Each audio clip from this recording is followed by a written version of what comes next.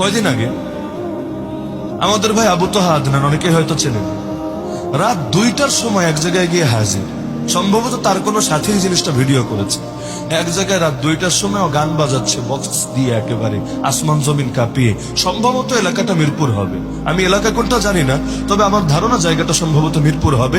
ছাদের উপরে গান বাজাচ্ছে। আর ঢাকা শহর তো বোঝেনি, এখানে গান বাজলে কে কারে গিয়ে বাধা দিবে, বাধা দিতে গেলে আর উল্টা মাইর খাওয়ার আশঙ্কা আছে। কারণ এখানে আসলে সবার ইস্কো আবার জাহের হতে থাকে।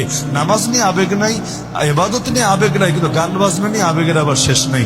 তোরা 2টার সময় গিয়ে হাজির, আর কি শুরু করলেন এগুলা?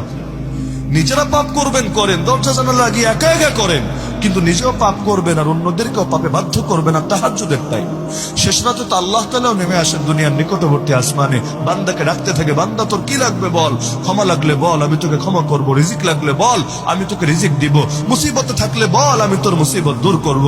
আর এখন কি না এভাবে গান বাজনা করে গোটা জাতিকে আপনারা কষ্ট দিচ্ছেন।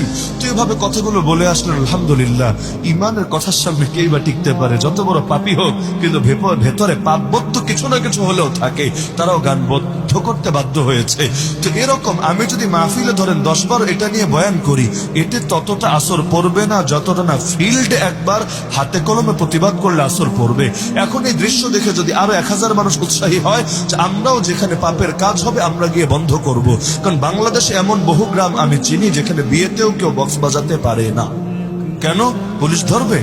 রাষ্ট্র আইন জারি করেছে না, বরং সির্ফ সামাজিক উদ্যোগের কারণে এলাকার ময়মুরব্বী আর আলেমরা, পঞ্চায়েত কমিটি বসে উদ্যোগ নিয়েছে, যদি এই এলাকায় বিয়েতে কেউ বক্স বাজায় আমরা ওকে বয়কট করব, এক ঘরে করব, আর বিয়েতেও যাব না, এলাকায় ওকে আমাদের সাথে মিলেমিশে থাকতে দেব না। এখন এত বড় বুকের পাঠা কার আছে যে একদিন বিয়েতে আনন্দ ফুর্তি করার জন্য পুরো এলাকারে তালাক দিবে? এত সাহস মানুষের নাই। এখন ভেতরে আল্লাহর ভয় থাক বা না থাক, অন্তত চক্ষু লজ্জার খাতিরে হলেও এই পাপটাকে বন্ধ রাখে। আপনারাও তো এই সামাজিক ভাবে খেয়াল করলে দেখবেন এখনো পর্যন্ত ইসলামের কিছু কিছু সৌন্দর্য আমাদের এলাকাগুলোতে টিকে আছে একমাত্র আমাদের মুরব্বীদের সামাজিক উদ্যোগ আর হিম্মতের কারণে। কখনো কখনো কিছু মুরব্বী মারা গেলে সকলে আফসোস করে যে আল্লাহর বান্দা যতদিন ছিল কারো হিম্মত হয় না এই পাপগুলো করবে, এখন সে নাই, অবাধে পাপগুলো চলছে।